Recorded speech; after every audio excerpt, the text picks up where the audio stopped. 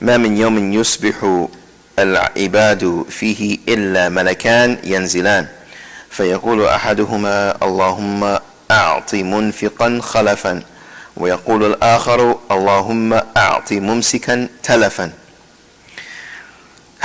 Abu Hurairah radiallahu anhu narrated that the Prophet sallallahu alaihi wasallam said, two angels descend every morning and one says, O Allah, give him who spends something in place of what he spends. Give him who spends something in place of what he spends. The other one says, O Allah, destroy him who withholds. So here the Prophet sallallahu alaihi wasallam, when do we usually hear this hadith? I didn't hear. Fundraisers, exactly. Fundraisers. Allahumma a'ti munfiqan khalafan. So here the munfiq, the angels descend and they say, oh Allah, and this hadith is narrated by Bukhari and Muslim and Bayhaqi. So two angels descend every morning. Firstly, this shows the fadl, the virtue of what? A giving.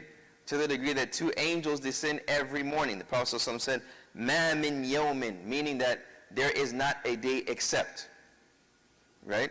There is not a day except yusbihul ibadu fihi illa malakan yanzilan. That every morning, there is not a day except every morning two angels descend. They come down.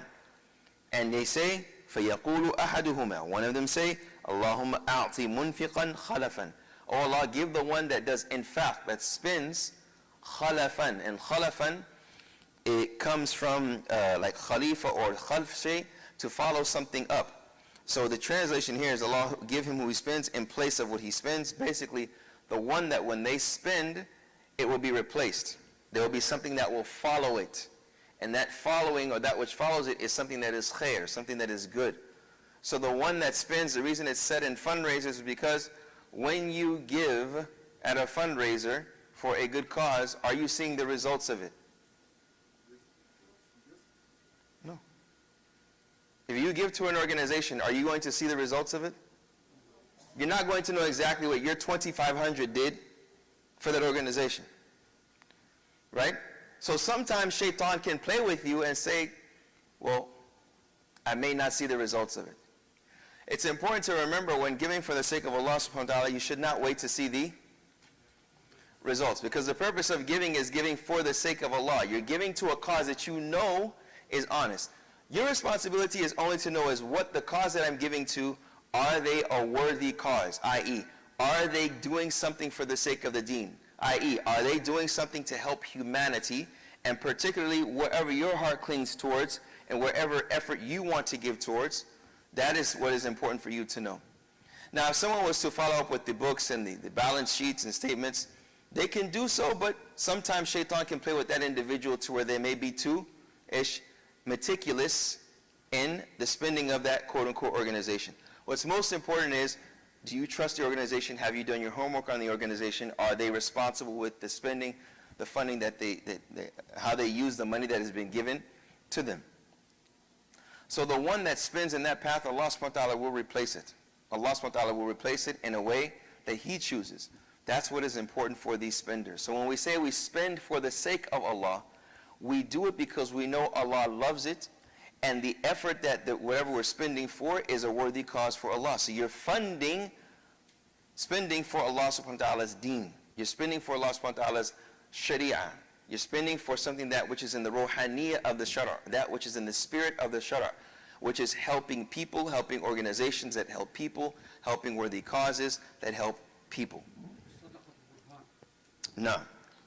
So then the Prophet ﷺ says, after that, he says, the other one says, O Allah, destroy him who withholds.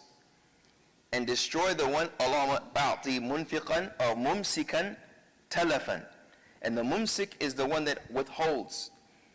Now the mumsik here, the one that withholds, what type of withholding are they talking about?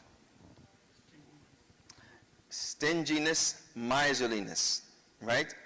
It doesn't mean someone that just withholds and they may have the last of their money and they have to spend that upon that which is wajib and obligatory upon them to spend for their family, for example. No? The one that is withholding out of stinginess, the one that is withholding out of not having any concern for those that are in need, and rather they spend it for themselves in something that is, let's say, surplus or something that is not needed. And the one that ultimately knows that is who? Who? After Allah. Who? The individual. The individual. That is why you have to do constant, what? Muraja'a and muhasabat and nafs, to hold yourself accountable, to always ask yourself regarding what you have been given. You see, whatever you have, that which you spend, whether it's money or whether it's assets, whatever it is, you have to ask, I have been given, how do I give back? Because giving back is a way of purification of the what? Of the what? The iman, but particularly what? The soul, the what? The money. The money. The zakat. Have you ever, how many of us right now, many of us right now, our lawns they're supposed to be green, but they're yellow, صح? The grass, العشب في بيوتنا يعني هشيما تظهر الرياح right now. Right? Any of us? I know mine is. I've gotten letters already from the HUD, hub, subway, I don't know what it is. Yes? No? Do you see the ground cracking right now? Alhamdulillah, we got some rain today, صح? Yeah, the ground is, why? Because some of the bushes are yellow. Some of my bushes are yellow. What are you advised to do when that takes place? You have to take those leaves off to allow the rest to grow. Now, it's what some may call pruning. You have to take something away in order to leave room for something else to grow. So with our money, particularly what Allah has made wajib upon the Muslim that is eligible, right? To pay what? Zakah. Right? And zakah, zakah yuzaki, zakah means what linguistically? Tathir, purification. Naam. So Allah says to take from their money sadaqah, which in this case sadaqah is zakah, tutahhirhum wa tuzakkihim. That purifies them and increases them. Tazkiyah can also mean that which is a purification for increase. So there has to be something that you subtract in order to add. So when you give to people, you give to worthy causes. If you think about it, Allah has made it obligatory upon you to give from that which He has given you, because everything that you have is what He has given you. So Allah reminds you, even from that which you have been given, you must take a portion of it. If I have given you that which may be more than, dare I even say more than you need, because if it is more than you need, He has ordered you to take from the surplus. Surplus. And Islam does have a threshold of what is considered, I want to say rich, but what is considered someone that has that which is sufficient for them. And once you reach that, who knows what are the conditions for zakat? To be someone that is eligible for zakat. Not eligible for zakat, but eligible to be a zakat, person that pays zakat.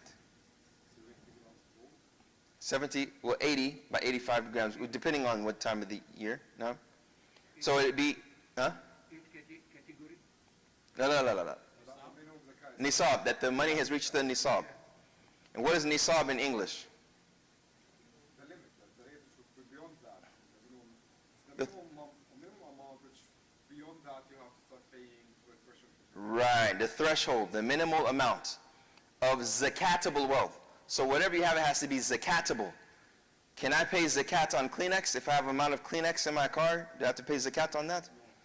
So the wealth must be zakatable, meaning that which Allah has mentioned in the Quran or mentioned in the Sunnah, that takes the category of zakat. Is gold zakatable? Yes. Silver?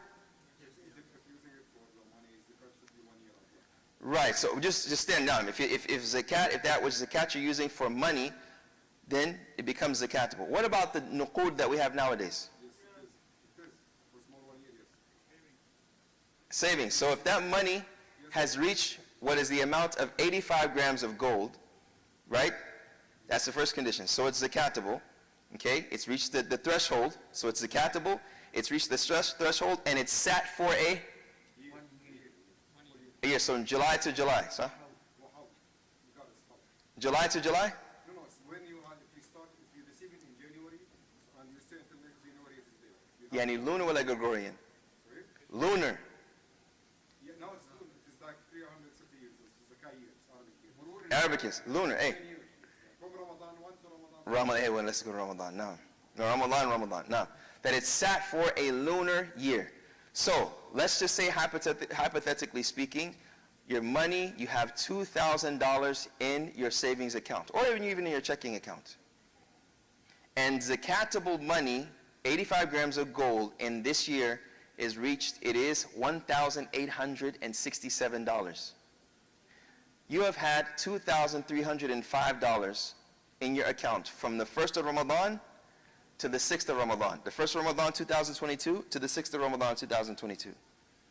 Do you have to pay zakat on that $2,167? The same year, 6 days, you mean? Okay. 6 days? Or 6 1 year? days. 1 year. 1 year. 1 year? 2000, yeah, Ramadan 2021, or Ramadan 1433 to Ramadan 1434. Yeah. You have all the amount on top of the 1,305. The difference between the threshold and what you have, you pay 12%. No. You almost, so you have to pay zakat. You have to pay zakat, right? On the difference. No.